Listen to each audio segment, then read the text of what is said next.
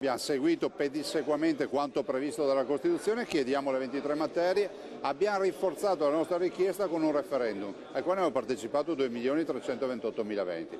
Direi che ci siamo, adesso spetta al Governo decidere di inviare in Parlamento la bozza e ne accettiamo anche una discussione. Indietro non si torna. Il Veneto tiene ferma la richiesta di autonomia con competenza sulle 23 materie elencate in Costituzione. Zaia lo ribadisce alla consulta del Veneto per l'autonomia davanti ai rappresentanti del mondo politico, economico, accademico e sindacale del Veneto, dove si è fatto il punto della situazione. Penso che se si decidesse la procedura della preintesa firmata tra Governo e Regione Veneto, questa preintesa potrebbe andare velocemente in Parlamento e iniziare una discussione, quindi anche prima delle europee. Questa ricerca sempre della deadline, dell'ultimatum non mi trovo tanto appassionato. Dico che il dibattito con una vera e propria riforma come questa ci vuole.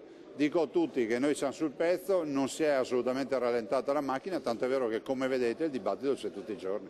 Un percorso che potrebbe essere illustrato al ministro Stefani nel corso di un incontro convocato giovedì al quale parteciperanno anche i presidenti di Lombardia ed Emilia-Romagna. Le 23 materie sono scritte e elencate in maniera puntuale in Costituzione. Quanto alla norma finanziaria che abbiamo definito con il MEF, è una norma assolutamente rispettosa delle altre regioni, non è una secessione dei ricchi come dice qualcuno, anzi invito tutti ad andare a leggersi la norma e a leggere quello che chiediamo. Zaia non teme che il processo verso l'autonomia possa essere ostacolato da polemiche interne alla maggioranza di governo. Io ho fiducia della maggioranza, visto e considerato che è rappresentata da due partiti che hanno sempre sostenuto l'autonomia, l'hanno messa nel contratto di governo e l'hanno anche messa nel DEF.